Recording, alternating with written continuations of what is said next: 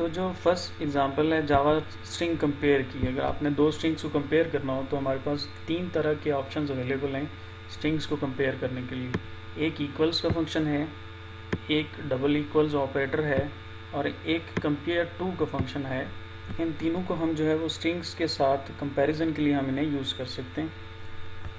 अब जावा में ये जो तीन फंक्शन अलग अलग से आपको दिए गए हैं उसकी रीज़न वही है कि जो स्ट्रिंग्स हम क्रिएट करते हैं वो दो तरह से क्रिएट करते हैं और उनको इंटरनली दो तरह से सेव किया जाता है। एक को हमने डिस्कस किया कि स्ट्रिंग पूल में जाती है और वो स्ट्रिंग लिटरल्स होते हैं हमारे, और वो कांस्टेंट वैल्यूज़ होती हैं। दूसरी जो स्ट्रिंग होती हैं वो हीप मेमोरी में जाके सेव होती हैं, कांस्टेंट नहीं होती, वो पूल में जाके सेव नहीं होती। तो उसी जो रीज़न की वजह से ये डिफरेंट तीन फंक्शंस जो है वो अवेलेबल हैं। एक है डबल इक्वल ऑपरेटर के थ्रू हम यूज़ करेंगे, एक इक्वल्स भी है और एक कंपेयर टू भी है। तीनों में डिफरेंस है, तो वन बाय वन हम देखते हैं। नहीं तो सबसे पहले जो है वो इक्वल्स फंक्शन को हम डिस्कस करेंगे कि इक्वल्स फंक्शन जो है वो हम क्यों यूज़ करते हैं। तो बल्कि इक्वल्स से पहले हम डबल इक्वल यूज़ कर लेते हैं, क्योंकि आपने डबल इक्वल जो है वो काफ़ी टाइम आप काफ़ी फेमिलियर हैं इस फंक्शन से। तो पहले ये देख लेते हैं, string compare with double equal to operator. तो यहाँ देखें कि हमारे पास एक स्ट्रिंग है S1 और एक स्ट्रिंग S2 है, दोनों स्ट्रिंग्स जो है वो सेम है, और एक हमने तीसरी स्ट्रिंग बना ली और उसमें भी जो वैल्यू है वो क्या है, सेम है। अब ये जो स्ट्रिंग्स हमने बनाई ये स्ट्रिंग लिटरल हैं, ठीक है, और इन्होंने कांस्टेंट पूल में जाके सेव होना है। स्ट्रिंग का जो कांस्टेंट पूल है उसमें जाके सेव होंगे। अब S1 और S2 जो है वो दोनों बेसिकली एक ही स्ट्रिंग को रेफ़र करेंगे बिकॉज ये डबल इक्वल के साथ क्रिएट हुआ है। लेकिन जो S3 है ये चूँकि न्यू के साथ क्रिएट हुआ है तो ये इक्वल नहीं है, यानी इसका मेमोरी का रेफरेंस और इसका जो मेमोरी का रेफरेंस है S1 S2 का वो सेम है, लेकिन S3 का सेम नहीं है यहाँ। तो जब आप कहेंगे कि S1 is equal to S2 तो रिज़ल्ट हमें क्या मिलेगा, ट्रू। क्यों? क्योंकि जो S1 है और जो S2 है वो दोनों एक ही मेमोरी के रेफर्ड वेरिएबल, यानी जो सचिन वैल्यू है ये एक वैल्यू है जिसको S1 भी रेफ़र कर रहा है और S2 भी रेफ़र कर रहा है। तो इस केस में तो आपको ये वैल्यूज़ मिलेंगी ट्रू। लेकिन अगर आप ये कहते हैं कि S1 इक्वल टू S3 है तो इस केस में रिज़ल्ट आपको मिलेगा फॉल्स। क्यों? उसकी वजह ये है कि S3 जो है वो रेफ़र कर रहा है एक नॉन पूल वैल्यू को, जबकि S1 और S2 जो है वो सेम पूल वैल्यू को क्या कर रहे थे, रेफ़र कर रहे थे। इसको आप यूँ समझें कि सर जी सर रेफरेंस सेम नहीं है लेकिन वैल्यूज तो सेम है ना, इक्वल तो होना चाहिए। मैं वही बताने लगा था कि डबल इक्वल का जो ऑपरेटर है ना ये हम यूज़ करते हैं कंपेयर करने के लिए रेफरेंस को, नॉट वैल्यूज़ को। डबल इक्वल का जो ऑपरेटर है वो ये चेक करेगा कि आप जो है वो सेम रेफरेंस वैल्यू की बात करें या नहीं करें। रेफरेंस का मतलब क्या है कि ये जो वैल्यू है ना सचिन और ये जो वैल्यू है सचिन, ये मेमोरी में सेम जगह पे पड़ी हुई है या नहीं पड़ी हुई है। रेफरेंस का मतलब है मेमोरी रेफरेंस। जी राहिल, तो हमने डबल इक्वल ऑपरेटर जो है वो हम सिर्फ उस सिनेरियो में यूज़ करेंगे जहाँ पे हमने मेमोरी रेफरेंसेस को चेक करना होगा। यानी मेमोरी में जो सचिन है, जिस एड्रेस पे ये सचिन पड़ा हुआ है उसी एड्रेस पे ये वाली स्ट्रिंग भी पड़ी हुई है। दोनों का जो रेफरेंस है ना, दोनों का जो रेफरेंस है वो क्या है, सेम है, S1 और S2 का।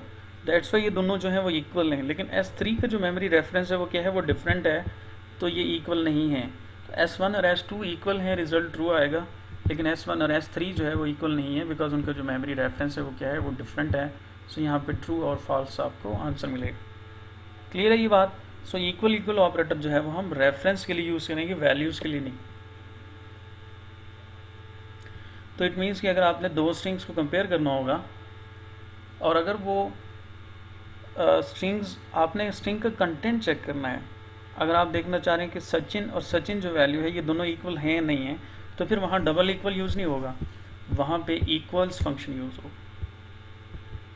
कौन सा फंक्शन वहाँ यूज़ होगा, इक्वल्स।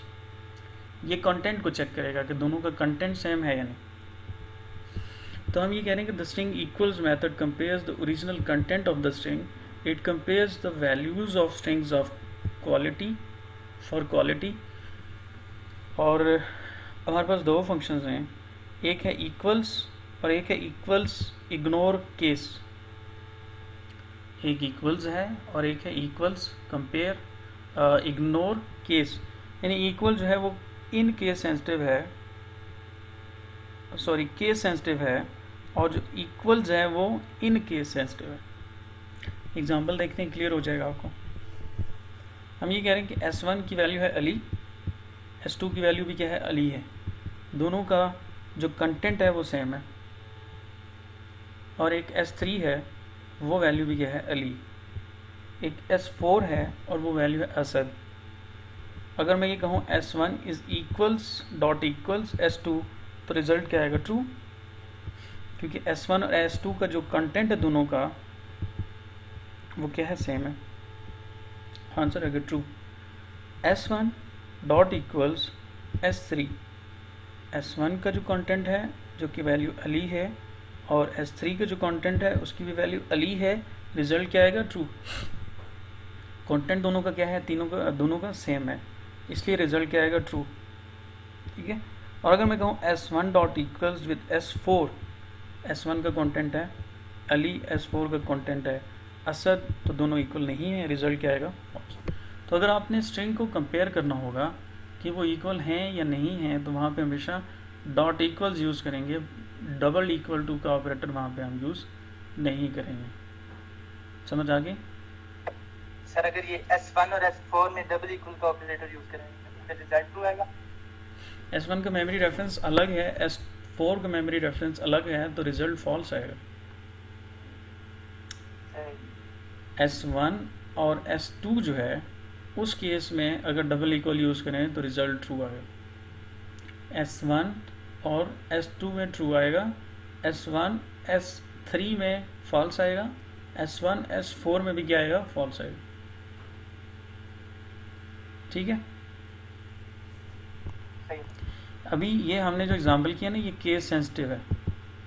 अगर इस अली का A कैपिटल कर दूं और इक्वल्स फंक्शन को कॉल करूं तो रिजल्ट हो जाएगा फॉल्स, क्योंकि ये जो एग्जांपल है ये क्या है, केस सेंसिटिव है। अगर आप इन केस सेंसिटिव देखना चाहें तो उस केस में आप इक्वल्स की जगह पे इक्वल्स इग्नोर केस ये फंक्शन यूज़ करेंगे। तो अगर आप इक्वल्स यूज़ करेंगे तो रिजल्ट आएगा फॉल्स, क्योंकि S1 अली है, S2 कैपिटल अली है। और अगर आप इग्नोर केस यूज़ करेंगे तो रिजल्ट दोनों का क्या आ जाएगा, ट्रू आ जाएगा। तो इक्वल्स हम देख चुके हैं, ये मेमोरी रेफरेंस को देखेगा, और इक्वल्स जो है वो कंटेंट को चेक करेगा। अब तीसरा ऑप्शन ये है कि अगर आपने दो स्ट्रिंग की लेंथ वैल्यूज़ को कंपेयर करना हो, उसके लिए कंपेयर टू का फंक्शन यूज़ होता है। लेंथ से क्या मुराद है कि अगर आप ये देखना चाह रहे हैं कि पहली स्ट्रिंग की लेंथ जो है, नंबर ऑफ़ कैरेक्टर की बात हो रही है, दूसरी स्ट्रिंग के नंबर ऑफ़ कैरेक्टर से इक्वल है, तो रिज़ल्ट आएगा 0। अगर आप कहते हैं पहली स्ट्रिंग के जो नंबर ऑफ़ कैरेक्टर हैं वो ज़्यादा हैं दूसरी स्ट्रिंग के कैरेक्टर से, तो कोई पॉजिटिव वैल्यू आएगी, यानी 1 आएगा आंसर। और अगर आप कहते हैं S1 के नंबर ऑफ़ कैरेक्टर S2 से लेस हैं, तो अगर वो लेस हुए तो नेगेटिव वैल्यू आएगी, यानी -1 आ जाएगा। ठीक है। यहाँ देखिए, पहली वैल्यू और दूसरी वैल्यू के नंबर ऑफ़ कैरेक्टर एक जितने हैं, और जो तीसरी वैल्यू है उसके नंबर ऑफ़ कैरेक्टर जो है वो क्या है, कम है। तो अगर आप कहते हैं S1 compare to S2, result क्या आएगा, ट्रू, क्योंकि दोनों के नंबर ऑफ़ कैरेक्टर क्या हैं, एक जितने हैं। सेम नहीं, सेम से मुराद ये है कि S और S को कंपेयर नहीं किया जा रहा, A और A को कंपेयर नहीं किया जा रहा, इस नंबर टोटल कैरेक्टर देखे जा रहे हैं कि इसके कैरेक्टर इसके इक्वल हैं या नहीं। तो अगर इक्वल हुए तो आंसर आएगा 0। S1 कंपेयर टू S3, तो यहाँ पे S1 के कैरेक्टर चूँकि ज़्यादा हैं S3 से, तो रिज़ल्ट क्या आएगा, 1 पॉजिटिव वैल्यू। और हम अगर ये कहते हैं कि S3 is compared with S1, तो अब जो S3 है उसके करेक्टर चूँकि S1 से ज़्यादा नहीं है बल्कि क्या है कम में, तो कम के केस में क्या आता है नेगेटिव वैल्यू -1। सो 0, 1 और -1 आंसर आएगा। ठीक है, नेक्स्ट मूव करें।